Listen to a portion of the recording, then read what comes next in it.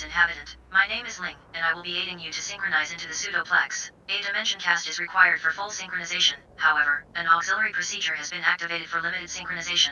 Our wireless mind-machine interface technology will work with your personal computer, tablet, or mobile device to scan your vitals and collect the essential brain data needed for partial synchronization to take place. In order for us to continue, you must sign the terms and conditions mandatory for your scan. And thank you for accepting our terms and conditions. Please relax for a few more moments while preparations are formulated. Hold very still while your device scans your brain. Scanning temporary unregistered user. Attaining vitals. Cerebral cortex 4 lobe examination. Scanning complete. You are now ready to synchronize into the Pseudoplex.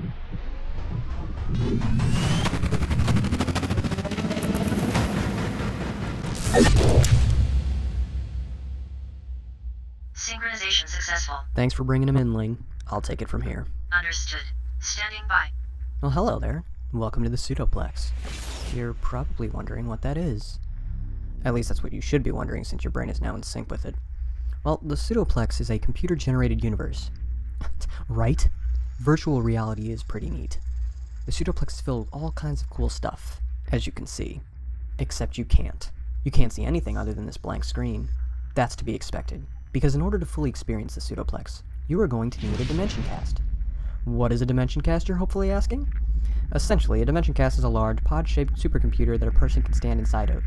Then the pod closes around the user and tilts back until they are parallel to the floor. The dimension cast suspends the user by eradicating the gravity inside the pod. As it boots up, it plots out the user's brain activity and archives their vitals while they enter a sleep-like state. The user's brain works with the dimension cast to build a virtual space, i.e. the Pseudoplex. So, even though your brain is synchronized with it, you won't be able to see what's going on in the Pseudoplex, due to the limitations of the technology in whatever device you are currently using to watch this video. Bummer, right? Well, you just might be able to take a peek inside the Pseudoplex, and not have to purchase that much sought-after and totally fictional dimension cast. It's true. I wrote a book about it. In it, you learn about how the Pseudoplex came to be, and what the deal is with the cyber planet at its center. In fact, I named the book Cyber Planet Duel Creators, so you can read about the two creators within the Pseudoplex. Now, for my friends and family who have asked what my book is about, I almost certainly gave you the vague answer, it's a science fiction novel about virtual reality and artificial intelligence. Although that's true, I need to elaborate on what my book is really about. Alright, so after the mysterious disappearance of her parents, 8-year-old Hadley Meadows was left behind in a building that the world didn't know about. However, this building had groundbreaking technology within that gave Hadley a chance to do almost anything she wanted. Hadley would inherit the sum of all her parents' work, the Dimension Cast. She used the Dimension Cast to enter the Pseudoplex, which became her very own digital cosmos that would house all of the content she would go on to create. Hadley spent so much time in the Pseudoplex, she no longer identified with the outside world. Using her ever-refining creative abilities, she constructed a virtual body for herself to manifest. She called it her avatar, and used it to substitute her own identity within the Pseudoplex. She named her avatar Animi, leaving behind her birth name for the real world. Animi was the sole creator of her own world, building cities, mountain ranges, forests, and towns in the Pseudoplex, which she eventually filled with artificial intelligence that resembled other people. Those other AI people are quite a cast of characters, ranging from warriors, teachers, thugs, and CEOs. Animi called these people NPCs, and their artificial intelligence became more advanced over the years. Years later, Animi and her NPCs had put together an entire planet within the Pseudoplex. This virtual planet was named Swisseril, and it would go on to develop an economy, politics, laws, and celebrities. Pretty cool, right? Well, it gets better. The subtitle, Duel Creators, implies two creators. The book begins when Hadley is 26, and she could still sense the twinge of loneliness in her head, even though she was the creator of an entire cyber planet.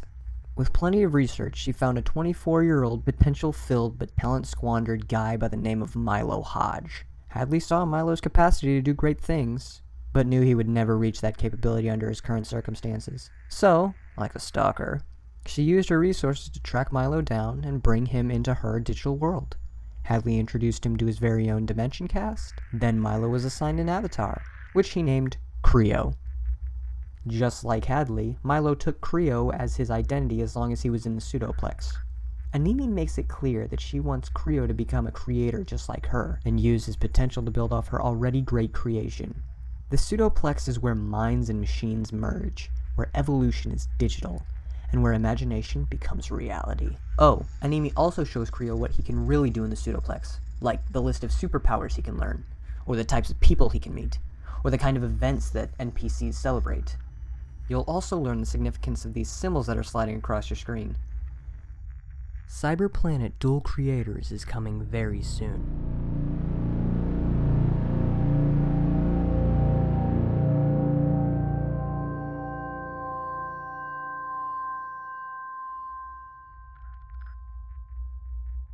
Alright, Lang, commence the desynchronization process. Understood. Desynchronization initiating. Later, guys.